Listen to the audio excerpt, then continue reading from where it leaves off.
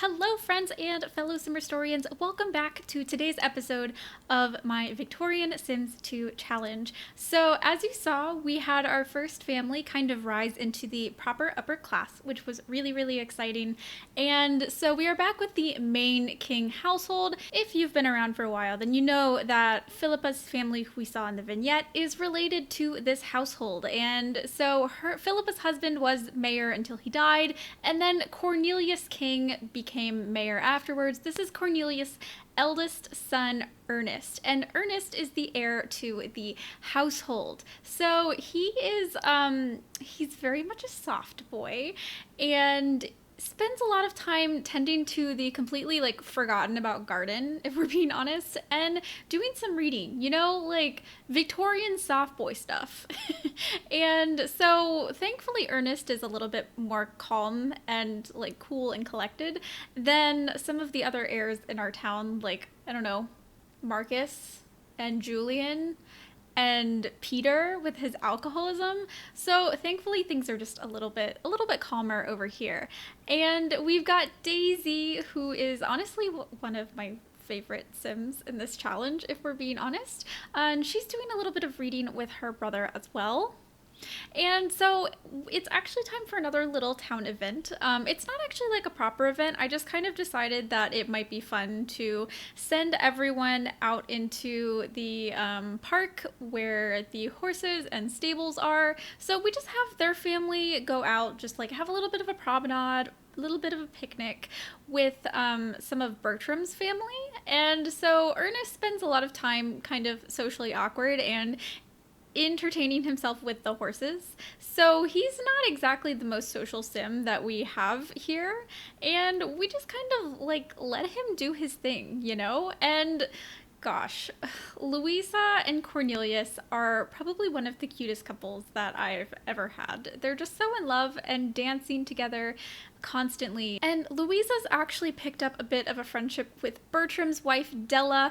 Della is new in town, or at least kind of was new in town. She's a little bit more of a regular now, but she's from Alfreda Isle, recently married with her own little baby and a second on the way with Bertram. The Kings and the Jungs are mostly keeping to themselves, though.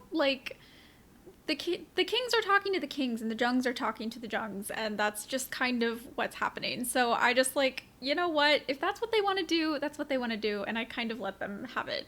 But Ernest actually has taken a little bit of a liking to Della's daughter. So this is Rosabelle, and Rosabelle is one of my favorite Sims. I don't know if you guys are as obsessed with Rosabelle as I am, but the second I got her into my game, I knew that I wanted her to have some sort of courtship with one of my main families. So I'm dabbling around to see if that is going to be the case with Ernest here, because Ernest hasn't really had a love interest yet, and he's already an adult. He's been an adult since the last rotation.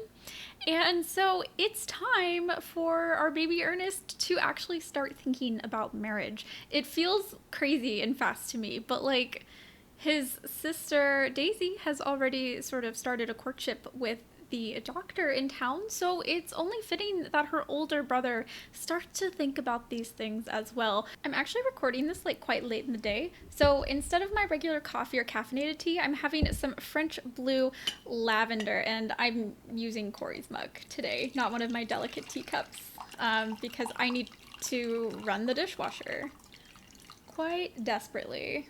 And I was really excited to see that Della and Louisa have this cute little friendship blossoming. They sit and have a picnic together while Ernest and Bertram are playing chess. They're kind of the more serious Sims on this lot right now.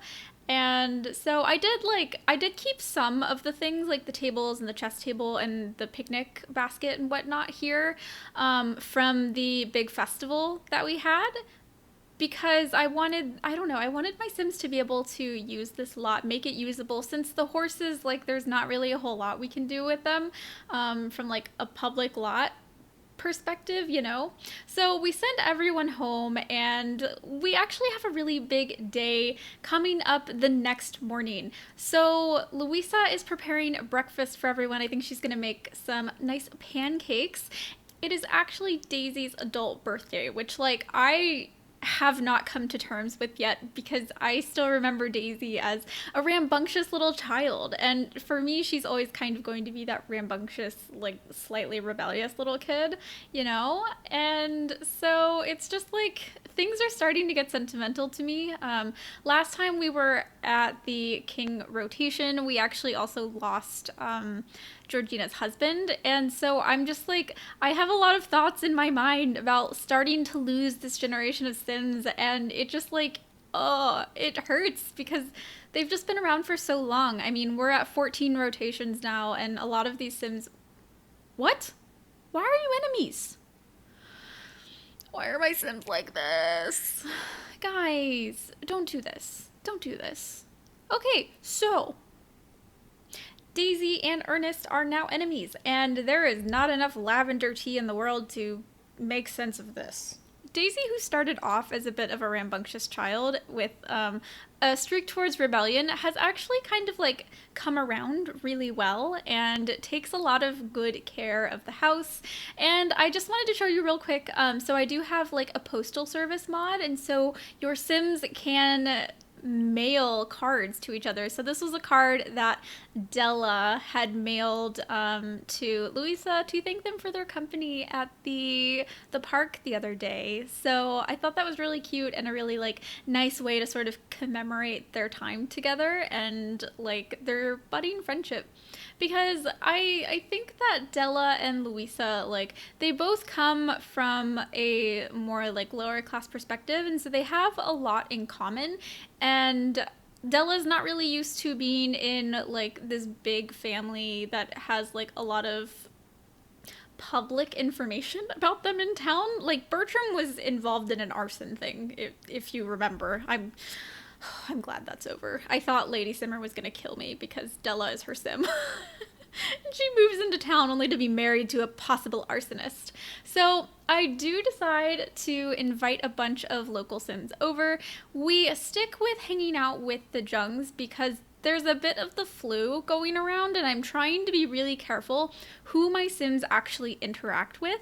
And so I was thinking that keeping them, you know, interacting just with like the same group over and over again might be the safest way to do it. So of course we have Septimus over, we have a couple other Sims, and then mostly Charles's family. So we see Annabelle, or not, sorry, we see Annalise over there, and the Jungs as well. So it is time for our girl to become an adult. I'm not ready. I'm sorry. I'm just not ready. It feels too sentimental.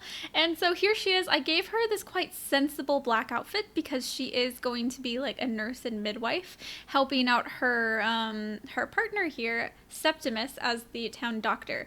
So now that she is an adult, like, Septimus really kind of wants to make their courtship official. And she's, you know, she's really excited about it. It took Daisy a long time to warm up to Septimus as a partner, but once they confessed feelings for each other, things have been moving really quickly and really, like, easily. Like, there's not really tension between them. They're just, like, a good couple together. So their courtship is official, and they are now betrothed, and we're not going to have their wedding this episode because I want to have a beautiful big wedding planned for them, and I just like need some time to think about what I want to do with it, you know? So that's probably going to happen next rotation, in rotation 15. Can you believe we're already at like rotation 15? Because I can't. I feel like so much of me in this episode is just kind of like, oh my god, I can't believe it. But I love how Louisa here is like not enjoying the piano music, and Daisy's mood just shines through as she is so happy to be engaged and with a career in mind, and she's marrying someone who is supportive of her career, and not only that, is engaged in her career. They both have passion for the same thing, and that is something that, like, most humans know is rare to find. If you find someone who shares your passion, you have to hold on to that. And so we're really happy that Daisy has actually been able to find that in the Victorian era, where it was challenging to do so. So, time to spend a little bit of time with Ernest because his father Cornelius, after Daisy's birthday, actually came down with the flu.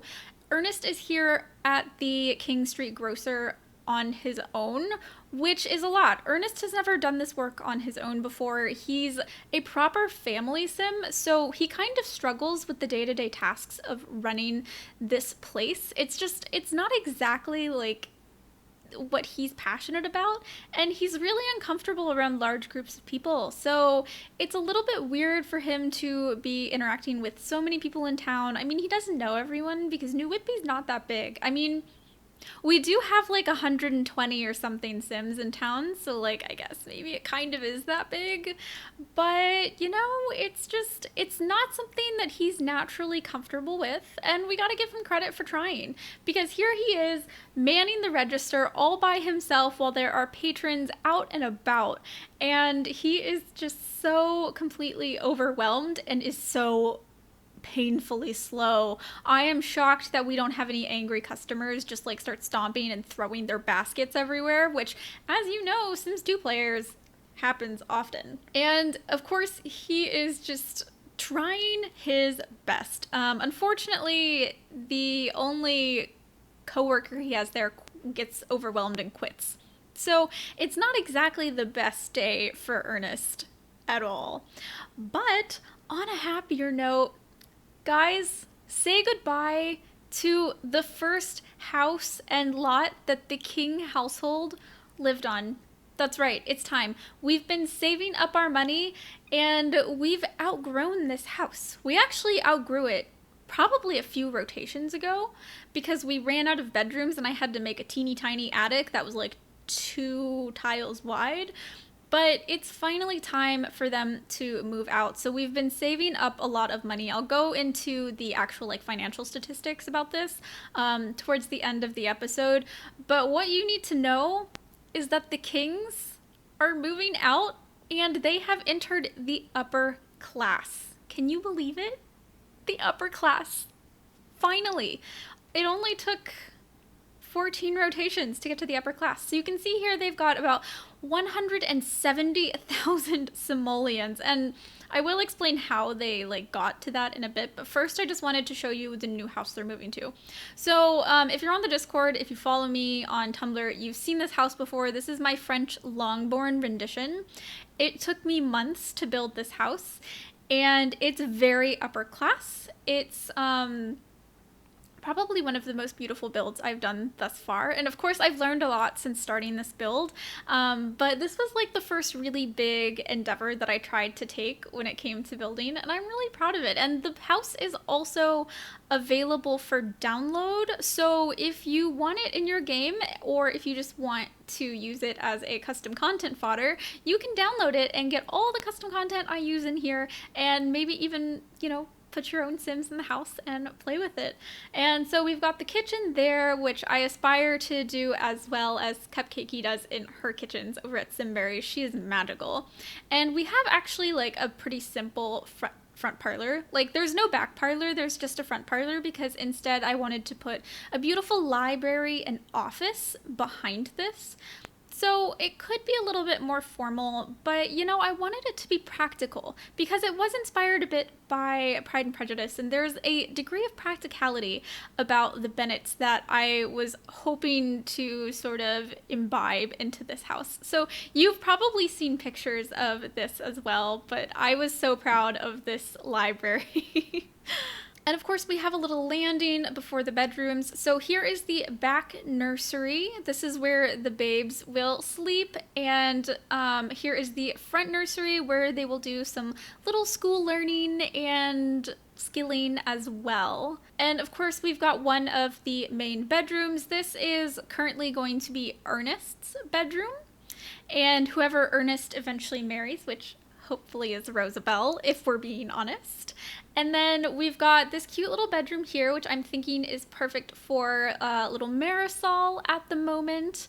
And this one is going to be good for Marisol's sister, Daisy. And then we have separate spaces for husband and wife. So this is for Louisa. She gets her own bedroom. Can you believe Louisa came from the Sully household farm to having her own bedroom? And it's connected by this bathroom here, or this kind of dressing room, and then this is her husband's bed chambers as well. Here is the little bathroom as well, that's kind of like connected to their ensuite.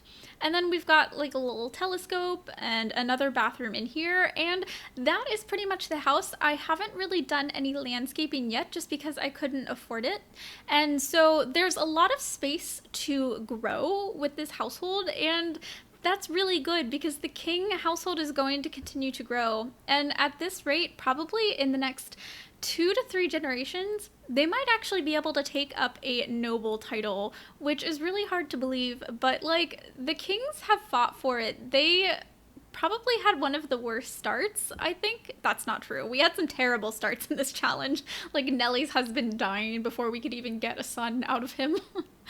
And so it's nice to see that Louisa and her children can take up some hobbies like playing the violin, and of course we have a harp here for Daisy. If you remember, Daisy plays the harp like I do. I actually play the harp. I don't have it in Maryland with me, which is really unfortunate.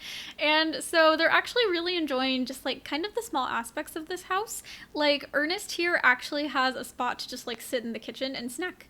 So to the kind of like statistical side of this, I just wanted to show you the Upperclass Funds, which is down here at the bottom. So the family had 70,000 simoleons put into their net worth, like in the household they lived in, and then they had 30,000 in pocket in the bank, and so they qualified for the upper class, which means that they've qualified to use all of the grant money that's possible from their businesses. And they have 2 businesses. They have a toy business and they have the King Street Grocer.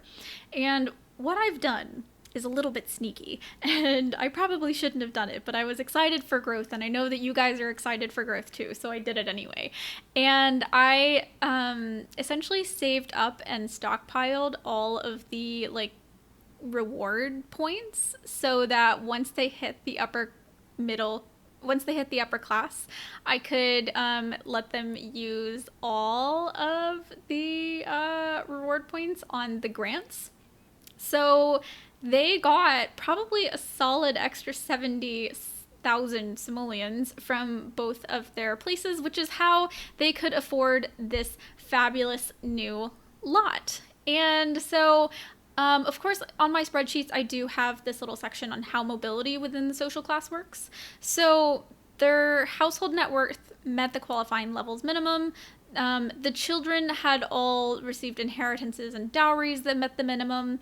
They were free from any scandals because Charles and Annalise's little tryst did not get out into public knowledge, which would have actually caused them some problems if it had. And so now they are proper upper class, and they must send all of the future children to college or finishing school to actually be able to qualify for a rank in the nobility. And so we also have some new social class events that are kind of unlocked from reaching the upper class. So we'll actually have formal court dances and balls as well as the private parties that we've been having, but we will start to see some more organized social events now, which I am super excited about because I know a lot of you guys are also really interested in the courtship process, and I'm excited to explore it a little bit more as well. And also, they have access to better mortality rates. So you can see here that we've added a couple things to each statistical chance, which is really good. So you'll notice that we actually had a lot of Sims dying in the early rotations, and it's kind of tapered off and been a little bit more calm when it comes to actual mortality rates as opposed to just like random fluke incidents. And that is intended. That is actually specific. I hoped that that would happen. And so because it's like happening that way and I'm not losing a ton of Sims constantly right now, I can tell that the system is working because the main families are elevating themselves through the social classes, and that means that they have better outcomes and chances when it comes to mortality rates when their kids are born. So that is going to be where I end today. Thank you so much for watching with me. I'm so glad that you guys are here, and I can't believe that we're right around the corner from 15 rotations. So if you guys are playing along with me, what rotation are you at, and like how many gens do you have? It took me 14 rotations to get to the upper class, so I feel like I should kind of mark that as a benchmark, maybe. I don't know. So thanks for watching. Don't forget to like and subscribe. I'll see you next time.